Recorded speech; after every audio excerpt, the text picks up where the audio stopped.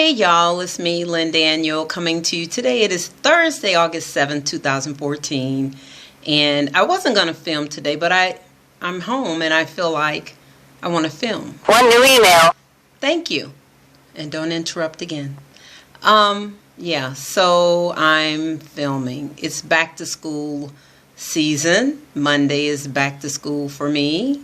And last night I packed up my car with all my, at the end of the year, I have the kiddos to load up my car with things that I bring home to store. So last night I packed those things, most of them, back in the car because I had a meeting today that I was going to attend.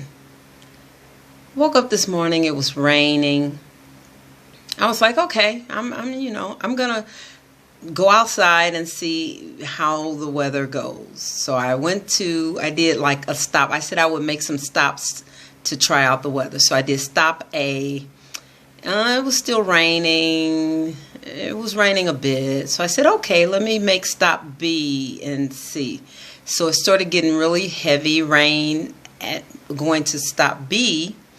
And then after I left stop B, it was like sprinkling lightly. I was like, you know what? I'm just not going to risk taking all my stuff in the rain in the building because it would get damaged. I don't have any plastic bags. I just wasn't going to do it. So anyway, so those plans were defeated. And so I just came on back home and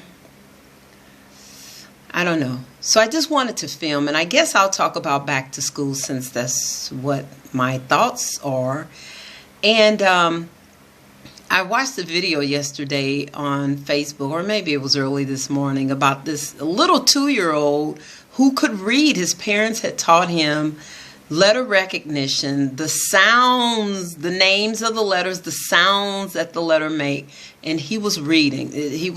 Memory is a part of the reading process, but this kid was reading, and it was refreshing to see that because he's 2 years old and he's reading, and I'm just, again, I hate to sound preachy, but it's so darn important for us to pull our kids away from the TV and have them to engage in activities. Like when my grandson was here, he watched how many hours of Power Rangers, and I was pulling him away from the TV. And it's not that my daughter is a bad mom or a neglectful mom or anything.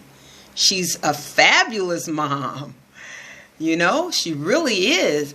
I just wanted him to play. He played. He played. So we played matching cards. We made a shield and 2 swords out of cardboard. What else did we do? I wrote his name. He told me, I said, tell me how to spell your name.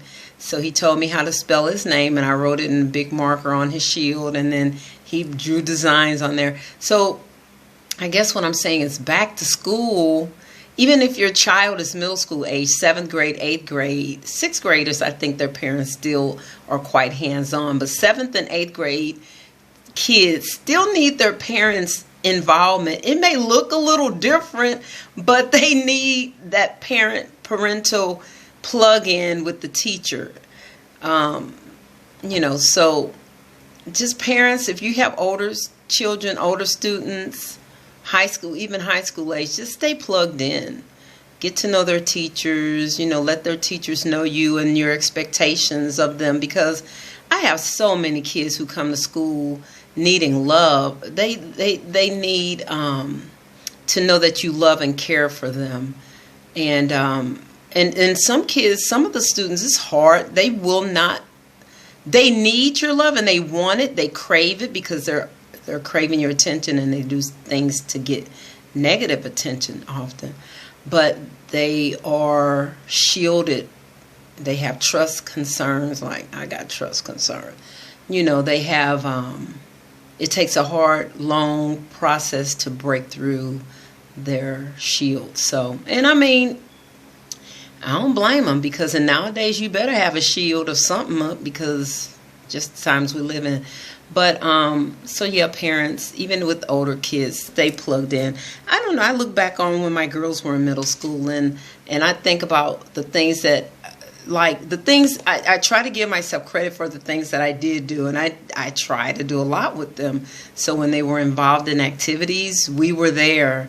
You know, my oldest daughter did drama in high school. She was with the drama club doing backstage stuff, wardrobe and sets and stuff like that.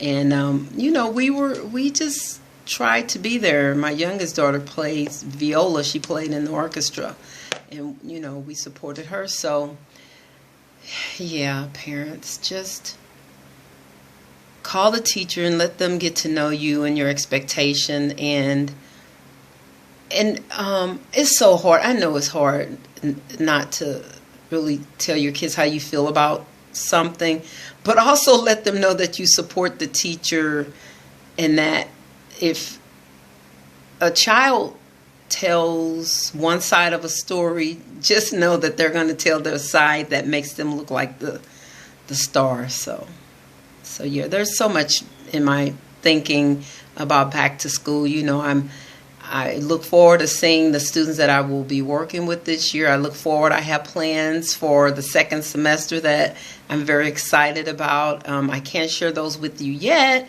but when the time is right, I will share those with you because they're not finalized. So, but when everything is finalized, I will share that with you. I'm very excited about this school year, and I want this first semester to rock on.